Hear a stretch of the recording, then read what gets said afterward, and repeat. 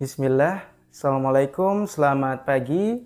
Perkenalkan, nama saya Hendry Prasetyo, biasa dipanggil Hendry. Saya merupakan dosen di Politeknik Negeri Pontianak, tepatnya di jurusan akuntansi. Saya telah menjadi dosen semenjak tahun 2019 dan sebelum menjadi dosen, saya bekerja sebagai konsultan IT di perusahaan yang menyediakan aplikasi keuangan yang berfokus di pemerintahan.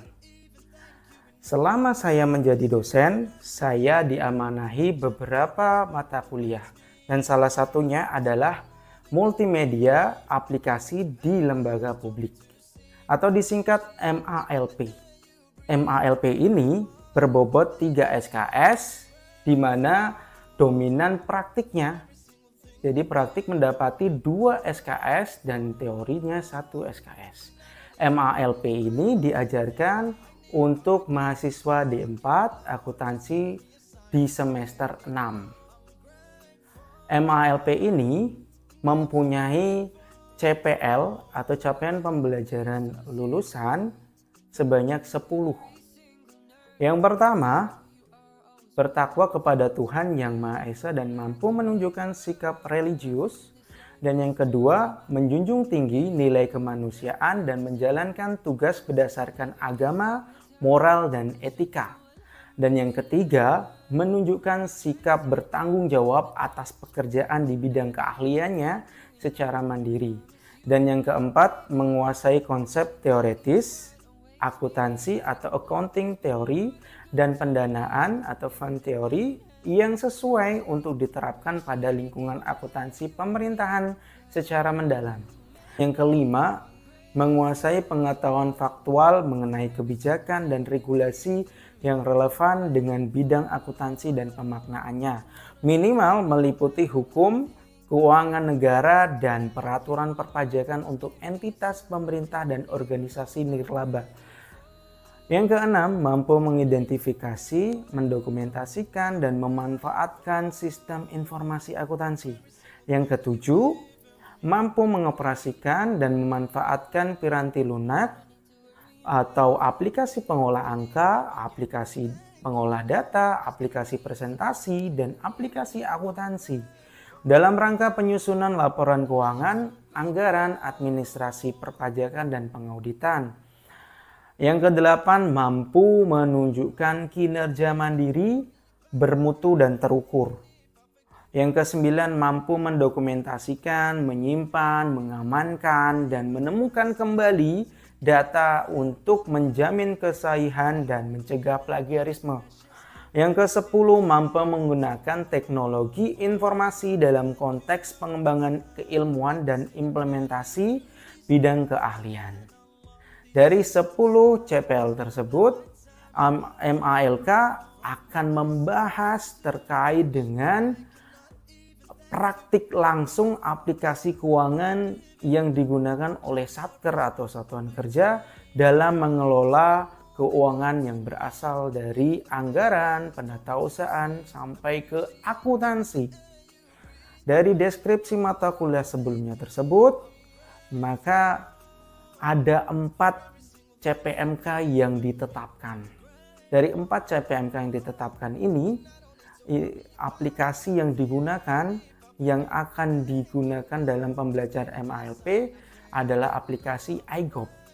Alhamdulillah, aplikasi iGov adalah aplikasi yang telah kami buat sendiri untuk menunjang pembelajaran di MALP ini.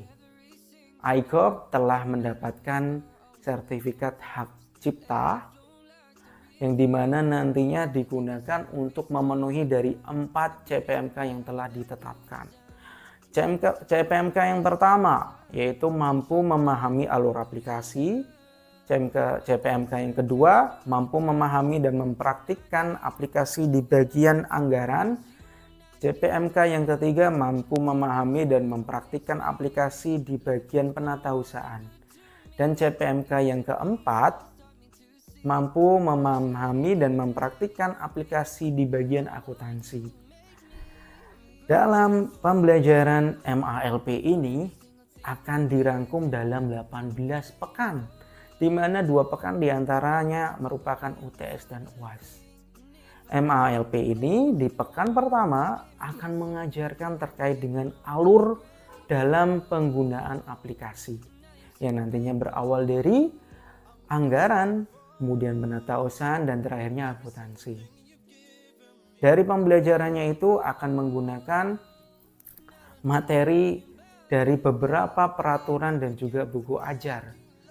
Materi yang akan digunakan dari PP 71 tahun 2010 terkait dengan standar akuntansi pemerintahan. Kemudian ada terkait dengan Permendagri 64 tahun 2013 ya, terkait dengan pelaporan yang sudah menggunakan Accrual Basic. Dari peraturan tersebut dirangkum menjadi bahan ajar atau buku ajar yang dari MALP yang disusun untuk bisa digunakan oleh mahasiswa dalam mempelajari mata kuliah, sehingga akan memudahkan mahasiswa dalam menyerap atau menggunakan aplikasi dengan lebih mudah. Dalam pembelajarannya di pekan awalnya, dalam pemahaman aplikasinya akan menggunakan metode kuliah dan diskusi, sehingga akan banyak sekali materi dan interaksi yang nantinya penilaiannya akan dinilai berdasarkan latihan soal yang diberikan oleh dosen ke mahasiswa. Dan pekan kedua dan selanjutnya akan digunakan dalam mempelajari penggunaan aplikasi tersebut. Aplikasi yang digunakan akan diajarkan dari anggaran, penatausahaan, dan juga akuntansi. Yang di pekan yang kedua akan lebih banyak tutorial dan praktikumnya, sehingga dosen akan mengajarkan beberapa tutorial dalam penginputannya, kemudian mahasiswa akan diberikan beberapa soal yang nantinya dapat dikerjakan mandiri langsung dari lab yang telah disediakan. Kemudian sebelum UTS akan mengajarkan materi yang berasal dalam pemahaman alur aplikasi, kemudian inputan anggarannya. Jadi ada dua fokus utama, yaitu CPMK 1 dan 2 sebelum UTS. Untuk yang setelah UTS akan berfokus pada CPMK yang ketiga dan keempat, yaitu mempelajari terkait dengan inputan penatausahaan dan juga akuntansinya. Bobot penilaiannya dalam MALP ini akan dinilai dengan melihat ketepatan, kesesuaian, dan sistematika dalam penggunaan aplikasi. Mahasiswa yang telah menyelesaikan pekerjaannya atau inputannya akan dilihat apakah sudah tepat penginputannya dan sesuai dengan yang ada dalam soal. Dan apakah sistematikanya juga tepat, yang nantinya akan mempengaruhi dari hasil output yang dihasilkan dari outputan yang telah dikerjakan mahasiswa. Nanti akan dimunculkan terkait dengan laporan-laporan dari anggaran, penatausahaan, dan juga dari akuntansi. Apabila hasilnya tidak sesuai, tidak tepat, dan tidak sistematis, maka akan mendapatkan nilai yang rendah.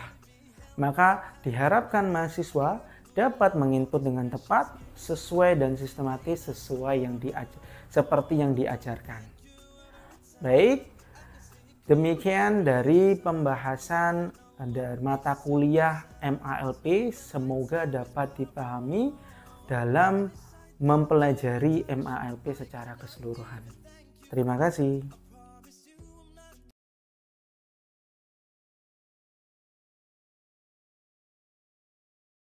Baik, saya mulai ya. Oke. Assalamualaikum, selamat sore semuanya.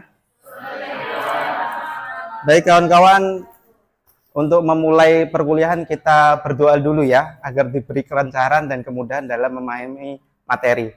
Baik, berdoa dimulai.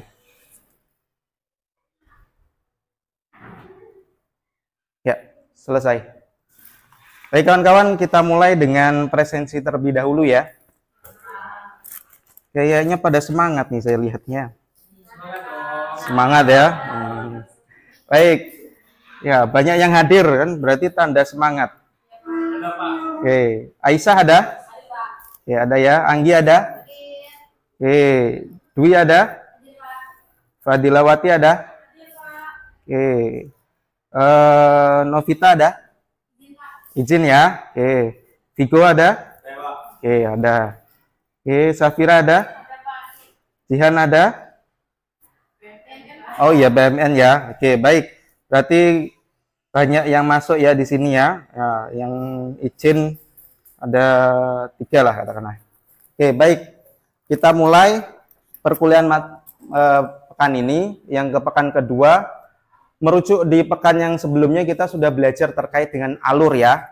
Nah, untuk yang pekan sekarang di pertemuan kedua ya, di pekan kedua, pertemuan kedua, kita akan mengulas terkait dengan aplikasinya langsung ya. Jadi kita sudah memulai dengan menggunakan aplikasinya. Sebelumnya aplikasi ini kan kita sudah menyampaikan bahwasanya ini adalah aplikasi dalam pengelolaan keuangan di pemerintahan daerah ya. Oke, kalau ngomongin pemerintahan daerah, ya, Pemda itu dikepalai oleh apa saja sih sebetulnya? Ada yang tahu enggak? Nah, boleh Kak? Apa Kak? Gubernur untuk Pemda provinsi ya. Kemudian? Bupati untuk kabupaten, terus? Wali kota untuk? Ya, untuk daerah kota. Oke, itulah ya. Jadi kalau kita membahas terkait dengan Pemda, itu merujuk ke 3 hal, yaitu bisa Pemprov, Pemkot, dan Pemkap. Nah, kalau Pemprov dikepalai oleh gubernur, kalau Pemkot dikepalai oleh wali kota, kalau Pemkap bupati. Ya, itu harus kalian ngelotok, harus hafal gitu ya. Baik, dan di aplikasi ini siapa nanti yang menginput? Yang menginput adalah SKPD. Ya, SKPD adalah Satuan Kerja Perangkat Daerah. Ada apa aja sih SKPD itu? Jenis-jenisnya? Ada yang tahu? Boleh, ya, Dwi. Dinas, badan, sama lembaga. Oke. Ya, silahkan duduk, Bang. Dinas, badan, lembaga,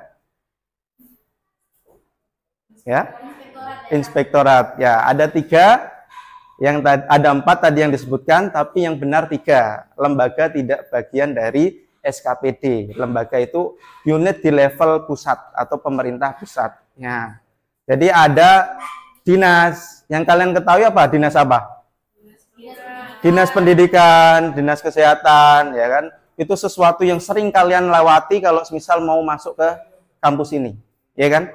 Area Ayani itu pastinya semuanya berjeret-jeret, itu banyak sekali dinasnya ya. Ada dinas PUPR ya, ada dinas kesehatan, ada dinas pendidikan ya. Kemudian ada juga badan ya, yang paling terkenal yang mungkin kalian nantinya pas waktu magang mungkin akan menempati ini adalah Badan Pendapatan atau Badan Pengelolaan Keuangan. Nah, itu biasanya kalau di Badan Pengelolaan Keuangan ini adalah program yang harusnya digunakan di sini karena untuk mengelola keuangan. Oke, baik kawan-kawan, itu salah satu contohnya ya dari SKPD. Kemudian untuk di aplikasi ini kemarin sudah dijelaskan ya di pekan lalu bahwasanya program ini akan digunakan dalam mengelola keuangan ya. Ada berapa unsur sih yang kemarin dijelaskan? Ada 3 ya. Ada apa aja? Hah? Oh, lupa. Gimana? Ada? Enggak. Yang unsur dari pengelolaan keuangannya ini ada 3 bagian ya. Ada anggaran. Kemudian? Ya, itu penatausahaan ya, di mana nantinya ada transaksi penerimaan sama transaksi pengeluaran. Transaksi penerimaan itu nanti yang ngurus adalah bendahara penerimaan. Kemudian transaksi pengeluaran siapa yang ngurus? Bendahara pengeluaran. Nah, kemudian yang terakhir ada akuntansinya. Ya, jadi ada 3 unsur atau 3 bagian dalam aplikasi ini. Di anggaran nanti kalian akan membuat atau menginput itu ya, program kegiatan terlebih dahulu ya. Untuk nantinya kalian harus menginputkan nominal-nominal dari tiap program kegiatannya. Nah, untuk pertemuan kali ini kita akan membahas terkait dengan penginputan program dan kegiatan. Ya, jadi kalau di pemerintahan itu ada program, nanti programnya membawahi dari di bawah program ada kegiatan-kegiatan. Ya, semisal program terkait dengan pembangunan dari pemerintahannya ya, nanti ada kegiatannya, bisa nanti bangun jalan, bangun gedung, bangun rumah dinas, dan lain-lain. Nah, baik kawan-kawan, kita langsung aja ya masuk ke aplikasi ya. Nah, oke. Baik, boleh disimak kawan-kawan. Kemarin sudah saya sempat share terkait dengan alamat linknya ya. Oke, di depan sudah terlihat ya. Oke, ini adalah alamat URL-nya. Kemudian kalian cukup masuk saja menggunakan username dan password yang sudah di-share ya. Tinggal masuk menggunakan username dengan password. Username-nya pun juga sudah saya masukkan. Jadi kalian tinggal masukkan mahasiswa. Nah, ini menyesuaikan dengan apa namanya kelasnya kawan-kawan ya. Ini cuma contoh saja. Oke, saya pakai kelas G. Kemudian saya pakai apa namanya nomor urut ya, nomor urut 11. Jadi nanti menyesuaikan dengan punya kalian. Passwordnya sesuai yang ada di grup yang telah saya share. Nah, oke, nanti kalau sudah masuk, nanti tampilannya seperti ini. Hal yang pertama kali kalian harus lihat atau kalian harus perhatikan yaitu apa? Ini.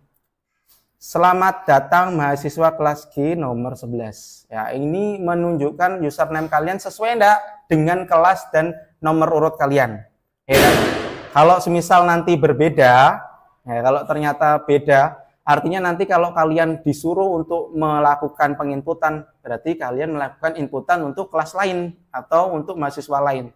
Nah, jadi kalau bisa pastikan mahasiswa di kelas ini sesuai dengan yang ada di diri kalian. Nah, seperti itu. Baik, langkah pertamanya yang nantinya kalian harus kerjakan sesuai dengan RPS di pertemuan pekan ini, yang pekan kedua, pertemuan pertama, yaitu menginput program dan kegiatan. Maka capaian pembelajaran kita, kawan-kawan harus bisa menginput program dan kegiatan, yaitu di bagian anggaran. Ya.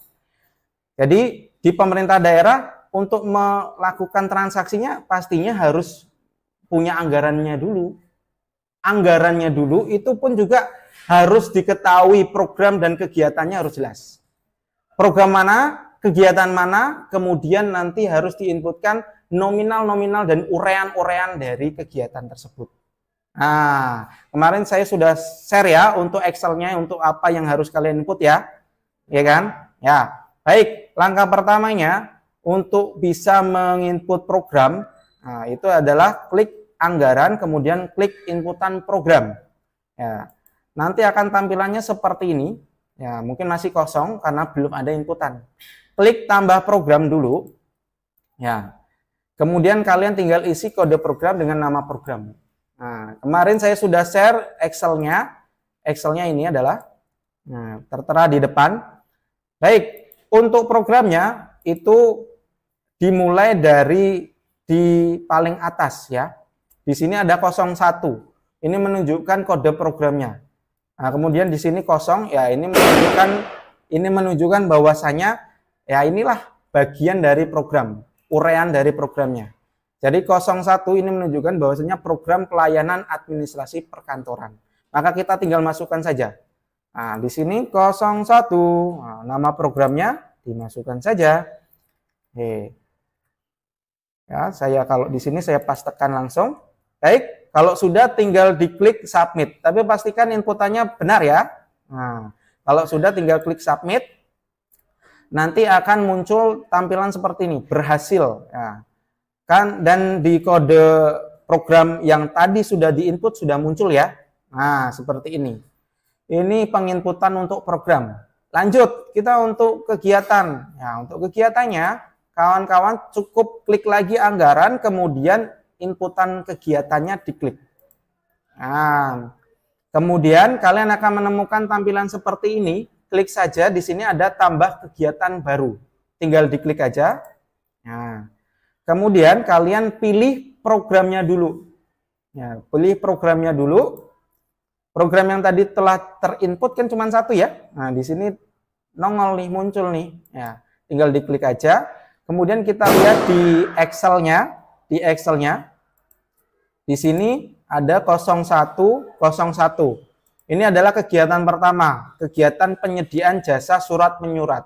Nah, jadi bagi kawan-kawan nanti tinggal memasukkan kode untuk kegiatannya. Kode untuk kegiatannya adalah kolom yang bagian paling kanan sebelum uraiannya. Nah, di sini adalah 01. Maka kalian tinggal masukkan saja 01 dan kegiatannya di sini penyediaan jasa surat menyurat. Baik kawan-kawan, kalau sudah dimasukkan seperti ini, pastikan inputannya sudah benar. Nah, di sini ada kolom tambahan untuk menjelaskan bahwasanya inputan ini adalah inputan kode kegiatan secara keseluruhan. Di mana ada 01 yang pertama ini menunjukkan kode program. Nah, untuk 01 yang kedua itu menunjukkan kode kegiatan. Jadi kalau misal nanti lanjut kode kegiatan 02, nanti akan menyesuaikan. Nah, seperti ini. Jadi pastikan kalian menginput dengan benar kode kegiatannya dengan nama kegiatannya. Dan jangan sampai salah pilih programnya. Nah, nanti kalau ada juga yang nginput programnya dulu, ya semuanya, tapi nanti salah ternyata untuk memasukkan programnya, nah, maka harus diedit kembali. Nah, kalau sudah memastikan itu benar, tinggal klik submit. Nah, klik submit aja. Baik, nah nanti akan muncul peringatan seperti ini bahwasanya berhasil ya, data telah masuk di dalam database dan kolom di tampilannya sudah muncul terkait dengan kode kegiatan dan nama kegiatan yang tadi telah diinput. Baik kan kawan, silakan untuk mencoba ya di laptop masing-masing ya untuk mencoba menginputkan program dan kegiatan. Nah, apabila ada pertanyaan silakan sampaikan ke saya. Silakan kawan-kawan.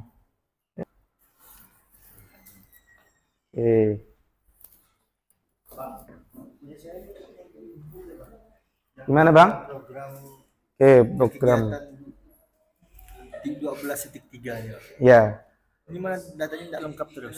Oh, datanya nggak lengkap. Itu kemungkinan karena kepanjangan tuh Bang. Ya. Jadi, mungkin ada salah ketik di situ. Coba dihapus saja sebagian, kemudian tinggal disubmit. Itu aja ya. Nah. Jadi yang tadi agak dipotong Pak ya? Ya, mungkinan itu biasanya gara-gara ada limitnya ya. Kalau di pembuatan kegiatan itu limitnya sampai 150 karakter ya.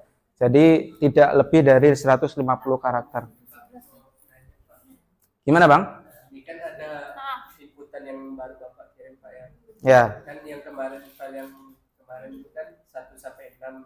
Oh iya. Pak ya. Ya. Ini kan lanjutannya ini langsung 15 Pak. Oh iya. Ini boleh juga enggak Pak jadi 07 soalnya kan kodenya. Oh yang baru itu ya. Ya, itu tinggal diubah jadi 07 aja ya. Ya, 07. Yang tidak urut kah? Nah, ini 01, 02, 02. 01, 02. Seharusnya kan 01, 02, 03. Oh ya, berarti dibuat 03 ya. Oh ya, dibuat urut jadinya. 02 tuh tidak bisa disubmit ya. Ya, jadi nanti tinggal dilanjutkan aja, diurutkan aja ya Bang ya.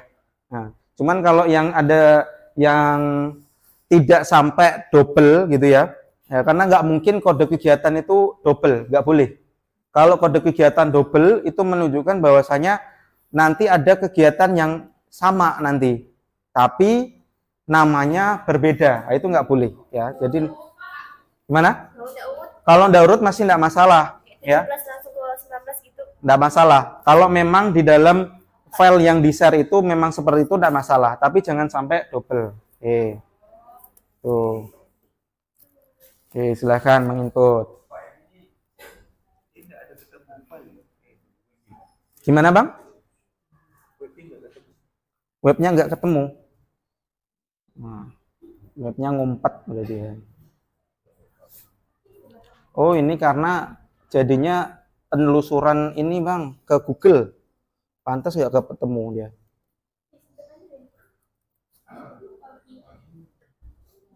Ini tinggal dimasukkan.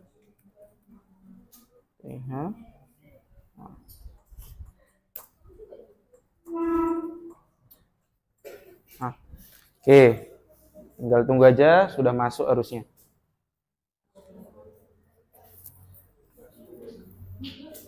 Ya, jadi ini aplikasinya web based ya. Jadi kalau yang punya akses internet, ya bisa digunakan. Bahkan bukan hanya lewat laptop atau PC, bahkan lewat smartphone pun juga bisa ya.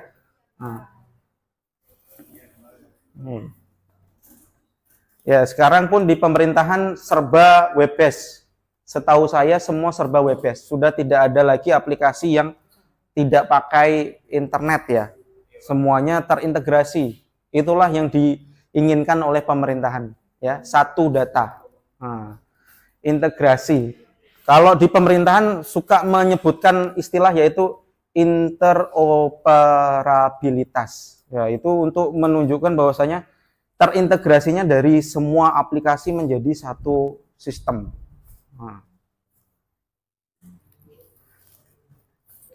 Oke.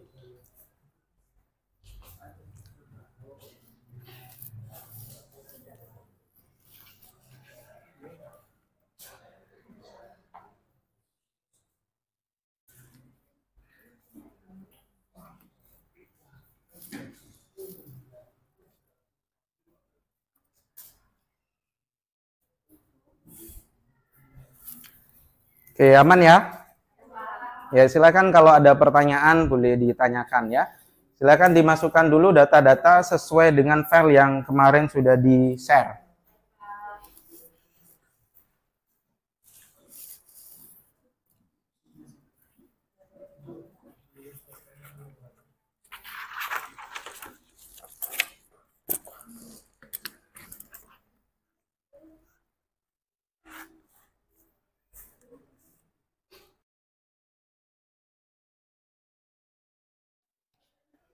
Baik, kira-kira ada yang bermasalah dalam penginputan? Tidak ada ya? Baik, apakah sudah selesai? Oke, baik. Sudah selesai ya semuanya ya? Ya, bagi kawan-kawan yang sudah menyelesaikan di program dan kegiatan, berarti kawan-kawan telah menyelesaikan bagian awal ya, dari bagian anggaran. Nanti kawan-kawan akan mendapati beberapa inputan ya. Jadi setelah nanti kalian menyelesaikan program dan kegiatan, kalian akan menginputkan nominalnya, yaitu ada di inputan PPAS. Inputan PPAS adalah plafon prioritas anggaran sementara yang diinputkan nominal yang global untuk tiap SKPD. Jadi nantinya SKPD A, B, dan C akan diberi berapa sih anggarannya nominal totalnya. Katakanlah bisa 100 miliar atau mungkin 1 triliun atau mungkin lebih. Nah itu nantinya setelah membuat nominalnya di PPAS, kemudian nanti kalian akan menginputkan di anggarannya. Nah anggarannya ini nanti yang kalian harus inputkan dengan beberapa keterangan. Artinya nanti kayak contohnya kegiatan penyediaan jasa surat menyurat, maka harus yang diinputkan ya bisa jadi amplop, ya kan? Bisa jadi nanti tinta untuk memprint dan juga kertasnya. Nah, itu beserta dengan volumenya berapa dan kuantitas dan nominalnya berapa. Nah, seperti itu. Baik kawan-kawan, sepertinya sudah selesai semua ya. Kira-kira ada yang ditanyakan? Jelas ya? Baik, kalau ternyata sudah jelas dan sudah selesai, berarti saya akhiri ya. Baik, terima kasih kawan-kawan atas partisipasinya.